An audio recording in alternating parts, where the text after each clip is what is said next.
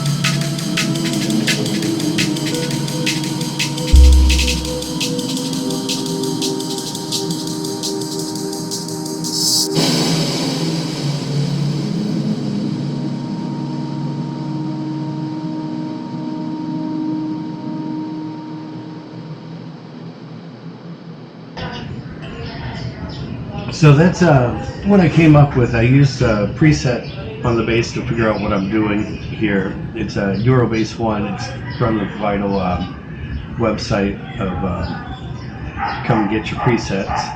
And I'll put a link to it below because it's really awesome. Vital is really awesome. If you were looking for something like Serum but didn't want to cough up the money, Vital would be the way to go. I believe it accepts Serum presets. Anyways, so let's see if I can get this out of the way. What we have here on my top on pad 1 is my main sub. It's got a little wobble in it, a little, and it's rather nice. It is linked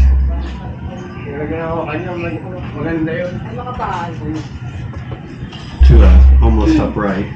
Let me take the link group off for a second. Just a standard kind of 808 like hum to give it some support underneath, you know, something a little more solid in the sine wave.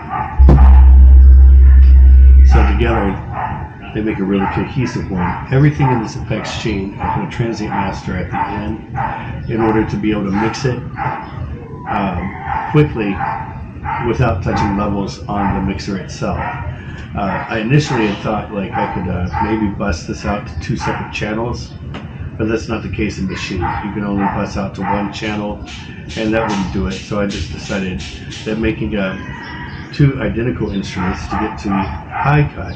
See, that's all on a low pass there, and then this is the same bass, but cut for only the high to pass, and then heavily filtered. Let me take a look at the filter chain. I have obviously the EQ allowing the high pass. I have a big reverb on it, some flanger, and transient master. And with the flanger, you can then go in and play it with the frequencies, making it more chirpy and whatnot. Get maybe a little bit more of a 303 kind of noise out of it, and really mess with the frequencies.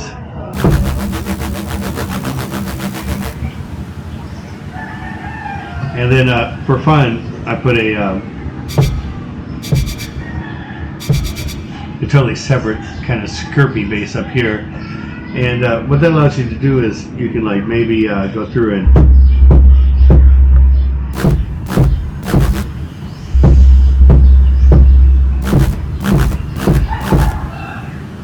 play with the call and response between the two.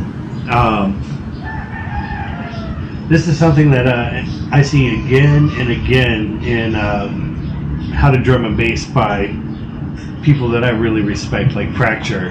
He's always talking about splitting the channel and how you're going to drive the highs different from the lows and keep the lows clean, because that's where you're going to get the interesting noises and effects. Anyways, it's week 63. I hope you enjoyed the video and the motorcycle or the tricycle ride into town. I know it's not something we get to look at all the time in the States, and my Filipino family's like, why is he recording this mundane thing? But I showed my nephew a picture of a car wash, or a video of a car wash that me and my daughter were going through, and he's like, ooh, we don't have those here. Whereas like in the Midwest, you're always going to have a car wash to drive through, especially for the wintertime months. Anyways, talk to you later. Have a super week. I'm going to get back to enjoying vacation. Bye.